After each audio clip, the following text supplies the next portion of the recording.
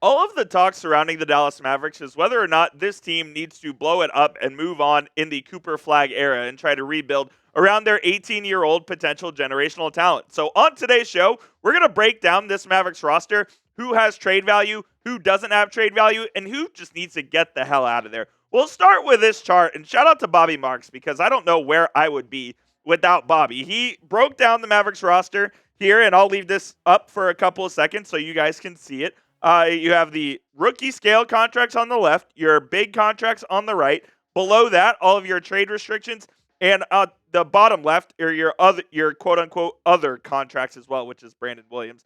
Look, the long short of it is this: there is not a lot of flexibility around the Dallas Mavericks roster and around their trade assets at the moment. They do not own their own first round pick after this year for each of the next 4 seasons. They either owe it in a pick swap or they owe it outright to somebody else. Look, it's not a great situation for any team to be in right now, and the new GM, whoever it may be, has a lot of work ahead of him. Hell, Matt Riccardi and Michael Finley, as the interim GMs, have a lot of work in front of them as well, leading up to the February trade deadline. So I'll ask you guys down in the comments to start off today's show before we get into this roster. Should the Mavs completely rebuild? Simple Y for yes, N for no down there in the comment section. For me, I think I'm leaning heavily towards those yeses. The Mavericks roster looks like this currently, and look, not very good. We all know this. They have 4 wins on the season. And by the way, Cooper Flag downgraded to questionable tonight. He's dealing with a little illness, so we'll see if he plays against the Knicks. That's a late tip-off, but just this is where the roster sits at the moment. This is your current starting 5, although Daniel Gafford is the starting center instead of Derek Lively. But Lively is finally back from injury, and he's on a minute restriction. Look, and then you have guys like Dante Exum, Kyrie Irving, Anthony Davis, who are all injured.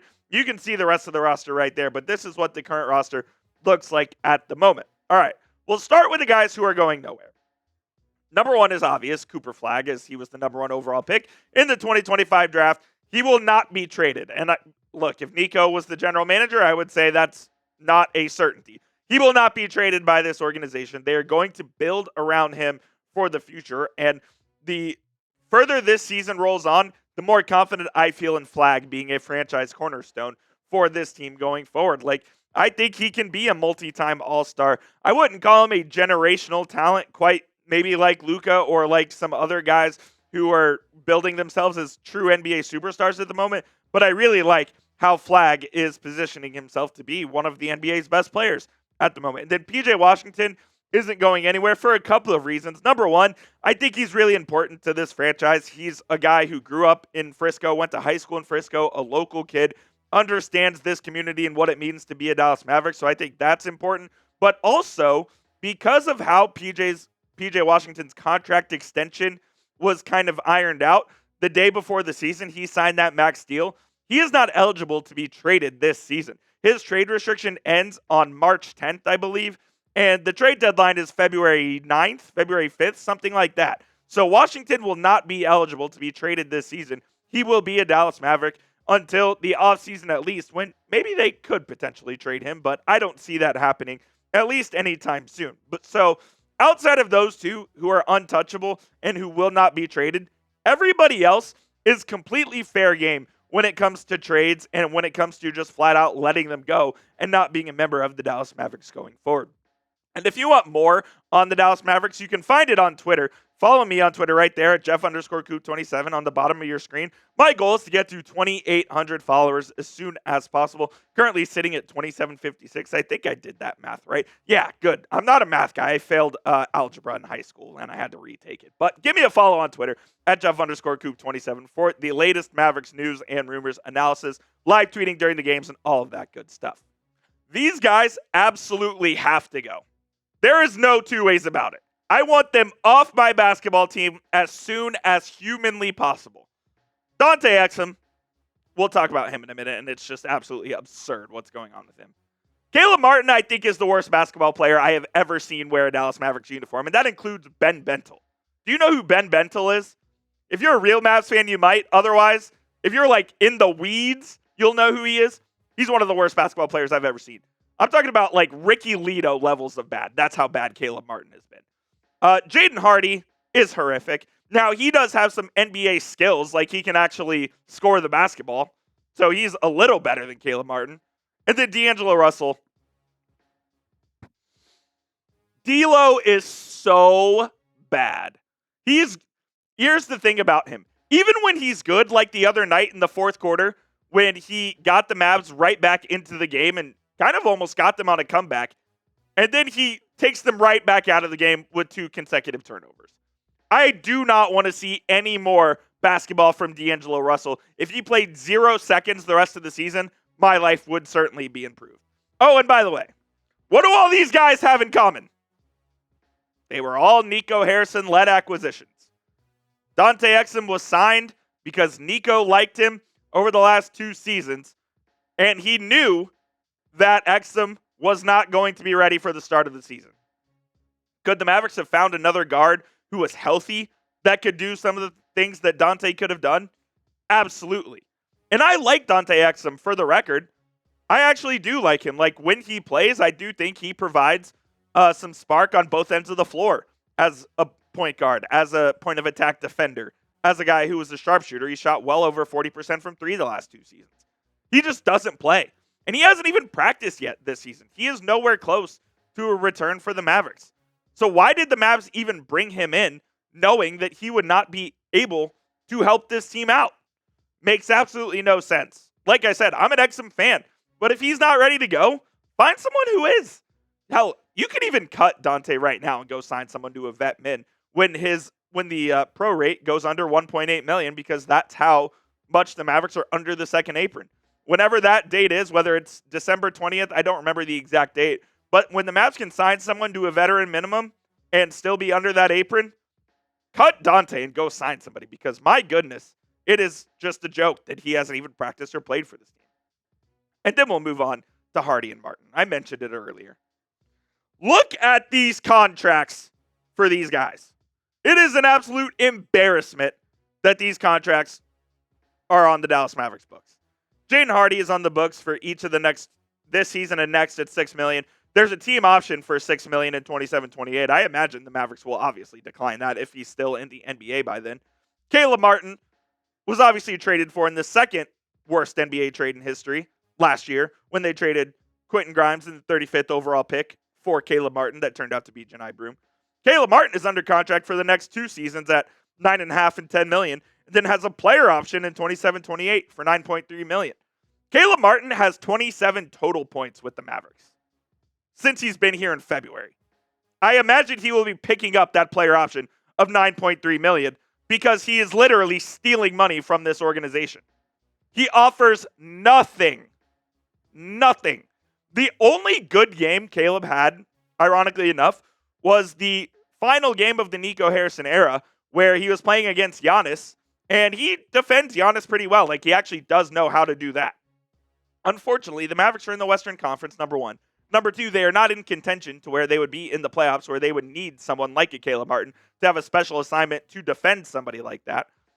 If I could give away a literal basketball, one basketball, not even a bag, one basketball for Caleb Martin, I would do it in an absolute heartbeat. The guy is absolutely terrible.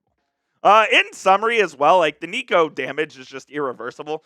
The salary cap hell, the draft pick hell, the roster hell he put this team in is just something you don't recover from overnight, and it's going to take years to undo all of the shit that he did to this team. And it's, again, absolutely disgusting what he did to this franchise and how he operated. And us, the fans, have to pay for it in the long term.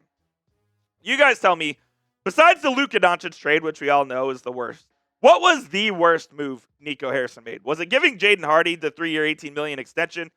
Was it trading for Caleb Martin? I think it's the Martin deal, but you guys let me know down there in the comments what you think the worst move outside of Luka that Nico Harrison made was. Now, these guys on your screen right now actually do have a little bit of value, and value to teams that are contending here in the NBA. Najee Marshall, Daniel Gafford, Brandon Williams, and Max Christie. All of these guys can be rotational players on good teams. Najee Marshall, a really good defender. He's a good playmaker at his size of about 6'7", 230. He can really operate an offense efficiently within the flow of an offense as well. And he's just a competitive dog. Like, I really do like Najee Marshall, and he has some value. Same goes with Daniel Gafford. He's a high effort, high energy big who can protect the rim, who can play in the pick and roll, and who's an excellent finisher around the rim. He can help a team, and he has no trade restriction after the Mavericks sign him to a 3-year, $54 million extension this offseason. Brandon Williams is playing on a veteran minimum this year. He's going to be an unrestricted free agent next year, given his status in the league, which will be interesting to see if the Mavericks actually do trade him at the deadline, because I think Williams could kind of get some money this offseason. And maybe there's a team looking for point guard help that could use the services of B. Will at the trade deadline, and the Mavs could actually get something of value, maybe a second-round pick in return for B. Will. And I would like to keep both Williams and Max Christie long-term. I think Christie can be a starter on a good team in the league. Like, I really like his ability to shoot. He's been a knockdown three-point shooter this season for the Mavericks. He's really evolving his offensive game to where he's able to kind of score the basketball in all different kinds of ways, and he's a very good perimeter defender as well. So I would keep Christie long-term, and he's signed up for the next 3 seasons at like $8 million a year, so very affordable, a good contract. So I would be absolutely open to keeping Max Christie and Brandon Williams for that matter.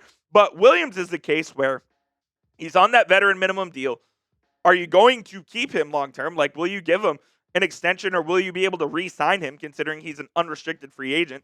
If a team comes at you with the second-round pick for Brandon Williams, or you're not getting a first, but if you get a back end of the first-round pick / the second-round pick, I think I would consider it if I was the Mavericks general manager.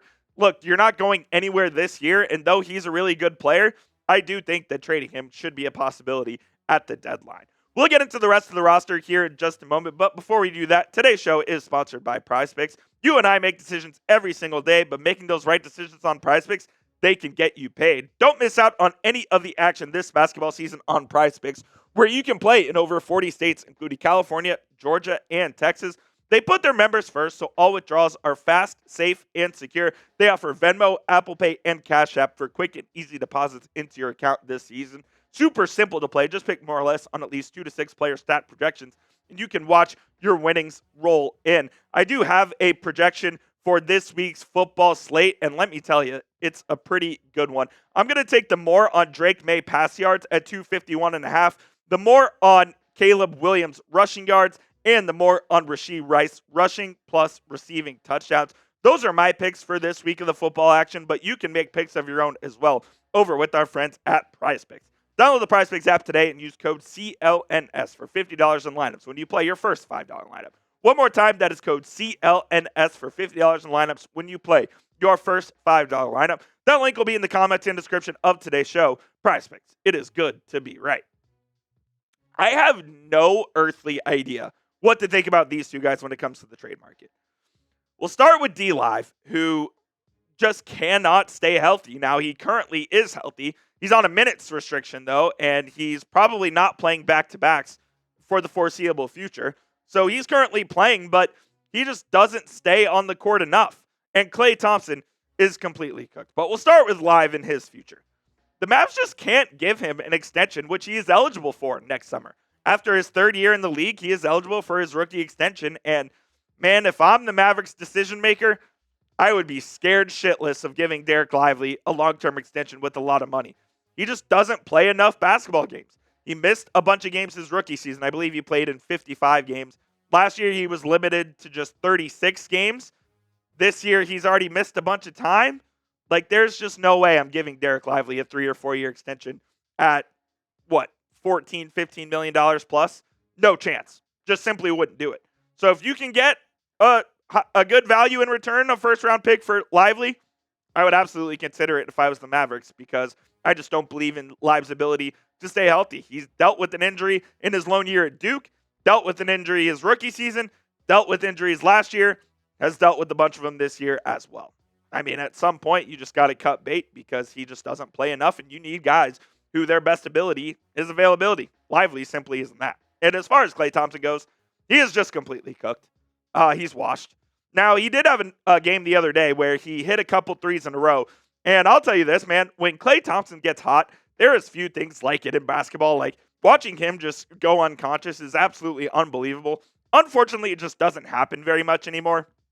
And he's done. He's well over the hill as a basketball player. I know he started out super slow last year as well and ended up with really good numbers to finish the year, but I don't know if he gets out of this slump shooting just 31% from 3 on over 7 attempts. He's averaging 21 minutes a night as well, mostly coming off the bench. He was in the starting lineup to start. Now he's coming off the bench, and I don't really see a way out of this for Klay. Like, I hope he is able to kind of resurrect his form and is able to knock down a few more shots, because if he does, I do think you could find some value for Klay. He's still making $16 million over the next 2 seasons, but you could certainly find a team who could use his shooting off the bench. I know 16's kind of a big number, so he'd probably have to be a part of a bigger trade if you were to move on from Klay, but I do think that his best days are well behind him, and I don't know if he has any value as far as the trade market goes either. And then your prized assets here. Your 2 assets that can give you the most return on the trade market. Kyrie Irving, rehabbing from that torn ACL. Everyone says Kyrie is ahead of schedule, by the way. I don't know if he is or not. Tim McMahon put out a report earlier that his return to the court is based on other reasons, not his rehab. Other reasons, aka the Mavericks are tanking this year. And then Anthony Davis is rehabbing from that calf strain, going to miss at least the next 3 or 4 games, and we'll see if he gets back on the court. We kind of broke down these guys' potential to be traded in our video yesterday, so that's why you subscribe to the channel, because we talked in depth about Anthony Davis. We talked about Kyrie Irving and whether or not the Mavericks should trade him as well on at the deadline this year. So go check out our video from yesterday. But to give you the synopsis of what I said, I think the Mavericks need to get Anthony Davis healthy so they can put him in the shop window and prove that he can stay on the court and prove that he can help out a contending team. I think that's the best way to get the best value out of Anthony Davis. Get him healthy, trade him away. Whether it's at the deadline, whether it's in the offseason, that is the best course of action for the Dallas Mavericks, is trading Anthony Davis, seeing what you can get for him. You're not going to get what you want to get for him, but hopefully you can get at least something. And most importantly, you can get off the money that he's making, because good God. I would keep Kyrie Irving, though. I really love Kyrie, and ultimately I would give Kyrie the decision power here. Should the Mavs trade Kyrie? If he asks for it, you can absolutely trade him. If he wants to stay, let him stay. I think Kyrie has earned that right to kind of dictate his future here with the Mavericks. And if he wants to go play for a championship, by all means. If he wants to stick around here and help out with the rebuild, by all means. So whatever Kai wants, I would grant him that wish. I think he's done he's done plenty of good for this organization, and I think he should have that power, so to speak, as far as making the decision for the future, the final years of his career. So that's what the Mavericks roster looks like now. Basically, in summary, trade everyone except Cooper Flagg and PJ Washington. And if Kyrie wants to stay, keep him as well. I would love to keep Max Christie and Brandon Williams if it works out that way, but everybody else can likely get traded if they are traded for the right price, essentially, is where I'm at the moment. One more time, give me a follow on Twitter at Jeff_Coop27, always tweeting about the Mavericks, other Dallas sports, soccer, all of that stuff. Give me a follow there. And make sure you hit that subscribe button at youtube.com/MavsTV, because we have you covered with all of the latest news and rumors surrounding the Dallas Mavericks. Again, a late tip against the New York Knicks tonight. I'll be in the arena, so if you see me, say what's up, take a picture, whatever, and maybe we'll show it here on the show. That'll do it for today's show. Appreciate you for tuning in, and as always, let's go Mavs.